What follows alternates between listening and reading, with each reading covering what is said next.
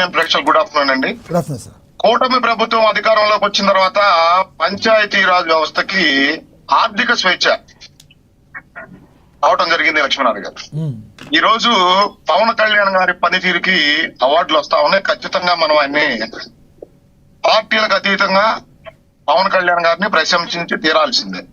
ఎందుకంటే 2 సంవత్సరాల కూటమి పరిపాలనలో ఈ రాష్ట్రంలో ఏ విధంగా పంచాయతీరాజ్ శాఖ గాని, అటవీ శాఖ గాని, పవన్ కళ్యాణ్ గారు నిర్వహిస్తున్న శాఖలు, ఆ 4 శాఖలు నారా చంద్రబాబు నాయుడు గారి నాయకత్వంలో ఏ విధంగా ఆయన పరుగులు పెట్టిస్తా ఉన్నాడు, ఏ విధంగా రిఫార్మ్స్ తీసుకొస్తా ఉన్నాడు, ఏ విధంగా ఆయన అవినీతి రహితంగా ఆ 4 శాఖలను ఆయన పరిపాలిస్తా ఉన్నాడు, మిగతా శాఖలతో పాటు మిగతా మంత్రులతో పాటు కూడా.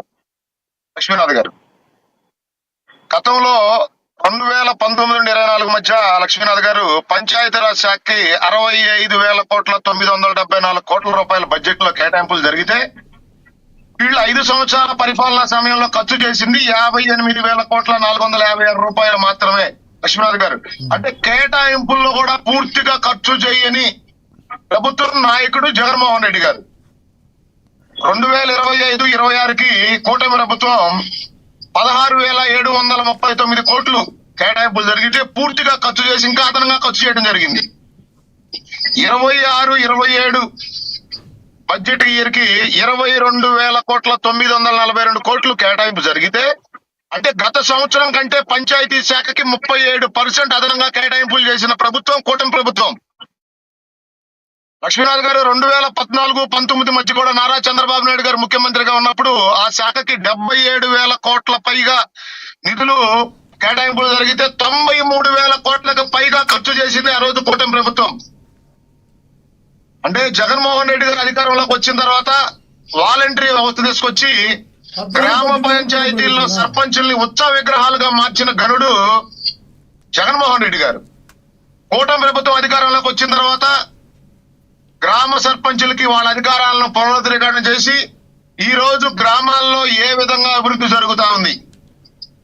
లక్ష్మీనాథ్ గారు ఈ 24 నెలల కూటమి ప్రభుత్వ పరిపాలనా సమయంలో 3,800 కోట్ల రూపాయలతో 6,000 కిలోమీటర్ల సీసీ రోడ్లు, 1,300కు పైగా బీటీ రోడ్లు, గోకులాలు 20,000కు పైగా, 12,000కు పైగా నీటి తొట్టులు, 20,000కు పైగా పంట కుంటలు, ఈ విధంగా పంచాయతీరాజ్ శాఖలో అభివృద్ధి చేసుకుంటూ పోతూ ఈ రోజు అవార్డులు తీసుకొస్తే వైఎస్ఆర్సీపీ పార్టీకి ఉన్న జబ్బు నారా లోకేష్ గారు చెప్పడం జరిగింది. క్రెడిట్ చోరీ, ప్రతి దానికి మేమే చేశాం, ఈ రోజు జరుగుతున్న అభివృద్ధి కానీ ఏదైనా ఇది మాదే, మా జగన్మోహన్ రెడ్డికే దక్కాలి.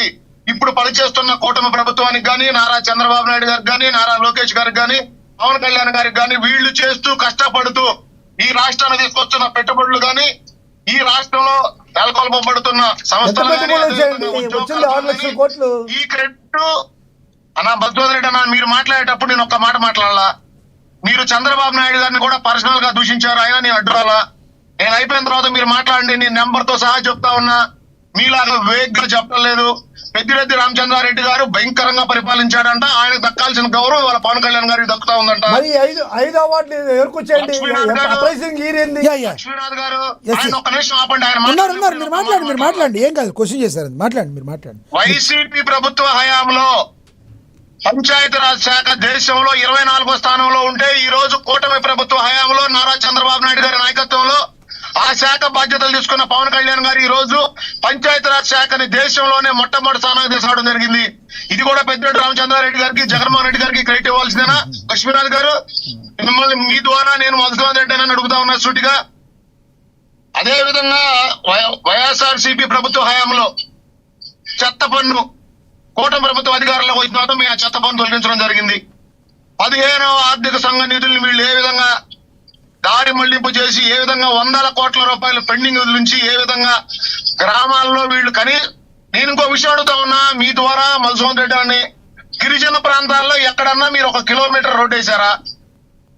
ఉపాధి హామీ ఆ రోజు 5 లక్షల జాబ్ కార్డులు తీసేసిన ఘనుడు మీరు. ఈ రోజు కూటమి ప్రభుత్వం అధికారంలోకి వచ్చిన తర్వాత 3 లక్షల జాబ్ కార్డుల్ని పునరుద్ధరించడం జరిగింది. అదే విధంగా వైఎస్ఆర్సీపీ ప్రభుత్వ హయాంలో ఉపాధి హామీ పథకాన్ని మీ వైఎస్ఆర్సీపీ పార్టీ నాయకుల ఆదాయ వనరుగా మార్చుకొని 1,300 కోట్ల రూపాయలకు పైగా దోచేసిన ప్రభుత్వం మీది. ఈ రోజు ఉపాధి హామీ పథకాన్ని డైరెక్ట్ గా ఉపాధి హామీ కూలీలకి అకౌంట్ లో జమ చేస్తా ఉంది ఈ రోజు కూటమి ప్రభుత్వం. ఆ 2019 నుండి 24 మధ్య ఈ రాష్ట్రంలో ఏ విధంగా రెడ్ శాండిల్ స్మగ్లింగ్ జరిగింది, దానికి ఏ విధంగా పెద్దిరెడ్డి రామచంద్రారెడ్డి గారు నాయకత్వం వహించాడు, ఈ రోజు అది కూటమి ప్రభుత్వం అధికారంలోకి వచ్చిన తర్వాత ఏ విధంగా రెడ్ శాండిల్ స్మగ్లింగ్ అరికట్టడం జరిగింది. మీరు రెడ్ శాండిల్స్ అంటున్నారా రెడ్డి శాండిల్స్ అంటున్నారా? కాదు కాదు, మీరు రెడ్డి శాండిల్స్ అంటున్నారా రెడ్ శాండిల్స్ అంటున్నారా? అర్థం కాలేదు. Red sandal, red, okay.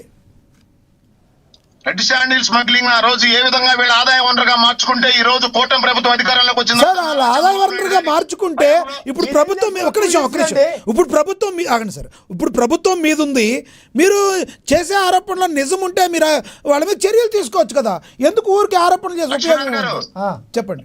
ఒక్క నిమిషం లక్ష్మణ్ గారు, ఎవరెవరు జైలుకు వెళ్లారు మేము అధికారంలోకి వచ్చిన తర్వాత? గంగిరెడ్డి అక్కడ జైలుకు వెళ్ళాడా లేదా? అందరి మీద యాక్షన్ తీసుకోవడం జరిగింది లక్ష్మీనాథ్ గారు. ప్రభుత్వం కాదు, మెడికల్ కాలేజీలు అన్ని తిరిగి చూపించడం జరిగింది. ఏ మెడికల్ కాలేజీలు పునాదుల దశలో ఉన్నాయి, ఏ రకంగా పిచ్చి కంపు ఉంది అక్కడ, వీళ్ళు చేసిన అభివృద్ధి ఏంటో మేము రాష్ట్ర ప్రజలందరికీ ఆ 17 మెడికల్ కాలేజీలు చూపించడం జరిగింది. ఈ రోజు ఏదో ఊరక బసవన్ రెడ్డి అన్న ఆ జగన్మోహన్ రెడ్డి ఆహా ఓహోనే డప్పు కొట్టుకుంటే వినటానికి రాష్ట్ర ప్రజలు సిద్ధంగా లేరు. 5 సంవత్సరాల విధ్వంసకార్య పరిపాలన దోపిడీ విధానాన్ని రాష్ట్ర ప్రజలు చీకొట్టారు కాబట్టి కనీస ప్రతిపక్ష హోదా ఇవ్వలేదు వైసీపీకి. అది ఇప్పటికైనా గుర్తుంచుకోవాలి. ఈ రోజు ప్రభుత్వం కూటమి ప్రభుత్వం అధికారంలోకి వచ్చిన తర్వాత ప్రతి మంత్రిత్వ శాఖని ఏ విధంగా ట్రాన్స్పరెంట్ గా అవినీతి రహితంగా నారా చంద్రబాబు నాయుడు గారి నాయకత్వంలో పరిపాలన జరుగుతూ ఉంది. అదే విధంగా పవన్ కళ్యాణ్ గారు ఏ విధంగా ఆయన నిర్వహిస్తున్న 4 శాఖల్లో అవినీతి రహితంగా ఏ విధంగా సంస్కరణలు తీసుకొచ్చి ఆయన ఏ విధంగా శాఖలను అభివృద్ధి చేస్తూ పంచాయతీ రాజ్ వ్యవస్థలో సమూల మార్పులు తీసుకొచ్చి ఈ రోజు గ్రామ పంచాయతీలు ఏ విధంగా అభివృద్ధి జరుగుతా ఉంది. లక్ష్మీనాథ్ గారు ఇంకొక మాట చెప్తాను, జల జీవన మిషన్ ఆ రోజు ఏ విధంగా జల జీవన మిషన్ అడ్డు పెట్టుకొని 4,000 కోట్లకు పైగా దోచేసిన గనులు వైసీపీ ప్రభుత్వం అయితే ఈ రోజు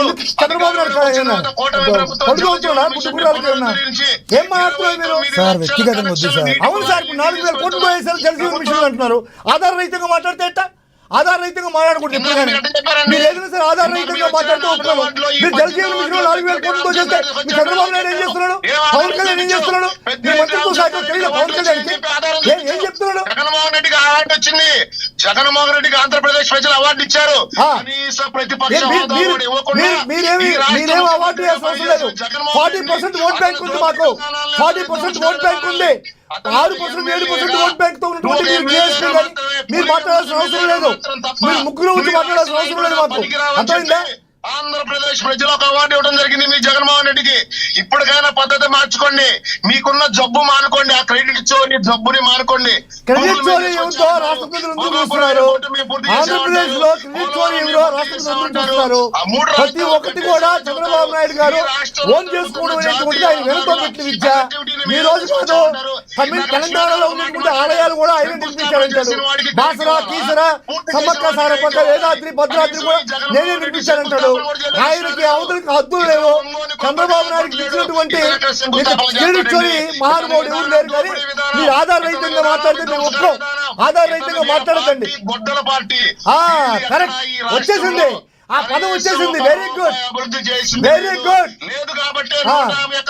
మేము సాయి కృష్ణని గొడ్డలతో నడిచాం, సాయి కృష్ణని గొడ్డలతో నడిచాం. సార్ పేర్లు ఎందుకు సార్? సాయి కృష్ణ, వివేకానంద, మళ్ళీ ఈ పేర్లు ఎందుకు? వదిలేండి మళ్ళీ సాయి కృష్ణ అంటే వాళ్ళు వివేక అంటారు. ఎందుకు సార్? వదిలేండి అవన్నీ ఎందుకు మళ్ళీ? అదే మేము గొడ్డలతో నడిచాం. సరే సార్, టాపిక్ కి సంబంధం లేకపోయినప్పుడు